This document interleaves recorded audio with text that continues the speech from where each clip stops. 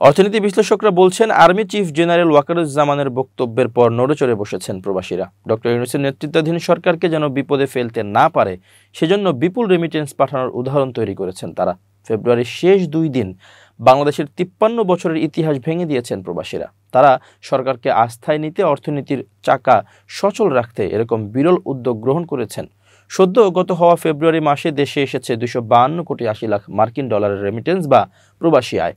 দেশীয় মুদ্রায় যার পরিমাণ 31,094 কোটি টাকা, প্রতি ডলার 123 টাকা করে ধরে। এর আগে বাংলাদেশের ইতিহাসে ফেব্রুয়ারিতে এত পরিমাণ প্রবাসী আয় আসেনি। এছাড়া এবারের ফেব্রুয়ারিতে রেমিটেন্স তার আগের বছরের ফেব্রুয়ারির তুলনায় 25% বৃদ্ধি পেয়েছে। গত বছরের ফেব্রুয়ারি মাসে রেমিটেন্স এসেছিল 202 কোটি ডলার। বাংলাদেশ ব্যাংকের মুখপাত্র আরিফ হোসেন খান এ তথ্য নিশ্চিত করেছেন। বাংলাদেশ ব্যাংকের তথ্য অনুযায়ী ফেব্রুয়ারিতে দৈনিক গড়ে 9 কোটি ডলার বা 1110 কোটি টাকা রেমিটেন্স পাঠিয়েছেন প্রবাসীরা। চলতি 2024-25 অর্থ বছরের জুলাই থেকে ফেব্রুয়ারি পর্যন্ত 8 মাসে দেশে রেমিটেন্স এসেছে 1849 কোটি মার্কিন ডলার, যা আগের অর্থ বছরের তুলনায় 23.80% বেশি।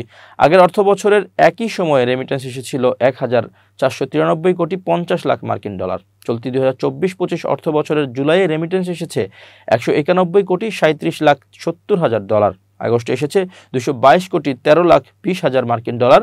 সেপ্টেম্বরে 240 কোটি 41 লাখ, অক্টোবরে 239 কোটি 50 লাখ মার্কিন ডলার, নভেম্বর মাসে 220 কোটি ডলার, ডিসেম্বরে 264 কোটি ডলার, জানুয়ারিতে 219 কোটি এবং ফেব্রুয়ারি মাসে 252 কোটি 80 লাখ ডলারের রেমিটেন্স পাঠিয়েছেন প্রবাসীরা। অর্থাৎ বর্তমান অন্তর্বর্তী সরকার দায়িত্ব নেওয়ার পর টানা 7 মাসে 2 বিলিয়নের বেশি রেমিটেন্স এসেছে বাংলাদেশে।